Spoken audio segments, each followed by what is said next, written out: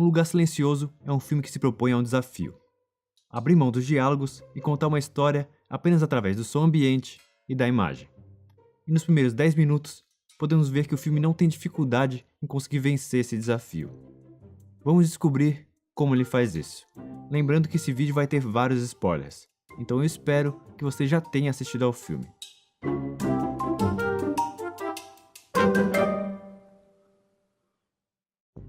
Primeiro, é preciso estabelecer um mundo onde a história acontece. Qual a realidade em que os personagens estão inseridos? As soluções encontradas são bem simples e diretas. Essa é a primeira imagem que vemos. Dia 89. O filme podia ter usado uma data, mas ele nos dá uma contagem. Alguma coisa importante aconteceu 89 dias atrás. E graças à música de suspense, podemos concluir que não foi algo bom.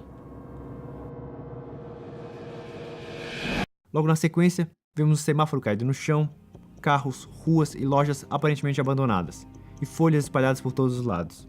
A farmácia onde os personagens estão se encontra na mesma situação. E os personagens estão ali claramente procurando por suprimentos. Todos esses elementos já são suficientes para que a gente comece a construir um mundo pós-apocalíptico.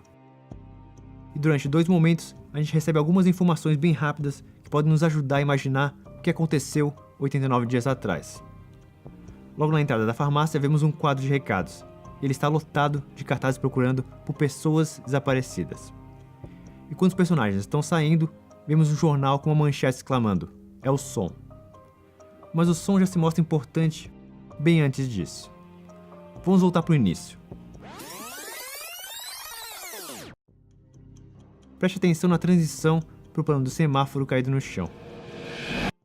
Esse corte seco causa um contraste muito grande. Não só pela diferença visual da tela preta para um plano mais claro e muito mais cheio de informações, mas também no som, de uma música dramática para um lugar muito mais silencioso. Assim, quando entramos na farmácia e o silêncio é quebrado, o barulho dos pés da criança chama muito mais atenção do que o normal. E comparado com o plano e o barulho dos pés da irmã mais velha, já aprendemos algumas coisas sobre os personagens. Enquanto ela é cuidadosa e anda na ponta dos pés, ele corre e faz mais barulho. Por isso, o plano dela é muito mais próximo, como se estivéssemos nos inclinando para frente para ouvir melhor o som que ela faz. Esse recurso vai ser bastante usado durante todo o filme para gerar tensão. Como aqui, um plano bem próximo dos remédios para destacar cada som que eles fazem enquanto a mãe tenta pegar um dos frascos de medicamento.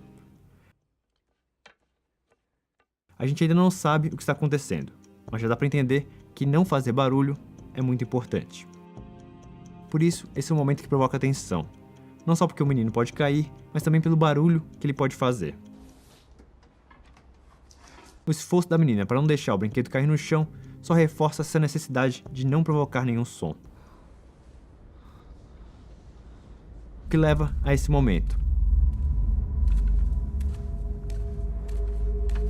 onde o foguete de brinquedo causa terror apenas porque ele pode fazer barulho e nós já entendemos que isso não é bom.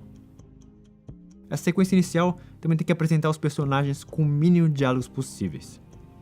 Primeiro, a gente assume que eles sejam uma família, porque é o que concluímos quando vemos uma menina cuidando de um menino mais novo, uma mulher adulta procurando remédio para um menino aparentemente doente e supervisionando outras crianças, e um homem adulto que saiu sozinho procurando suprimentos.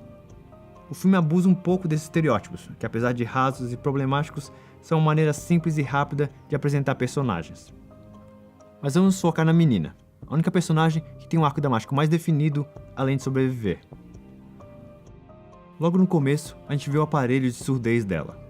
Ele é mostrado com clareza não só para indicar essa característica da personagem, mas também porque, junto da peça que o pai mostra a ela, vai ser importante na resolução do filme. A surdez da menina explica como os outros personagens sabem usar a língua americana de sinais, que serve não só para falar com ela, como também entre si. Mais um detalhe destaca seus esforços para não fazer barulho. Em vários momentos, quando acompanhamos a personagem, o som passa a ser subjetivo e ouvimos tudo como ela ouve.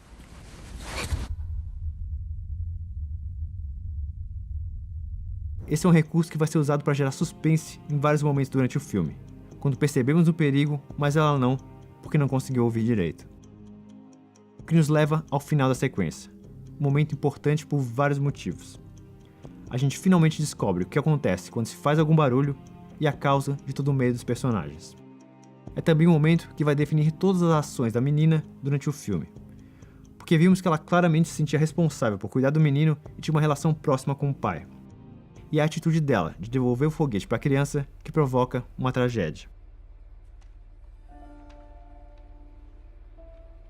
Durante todo o resto do filme, ela vai sofrer com a ideia de seu pai não a ama mais por causa disso, e todas suas decisões vão acontecer baseadas nesse momento.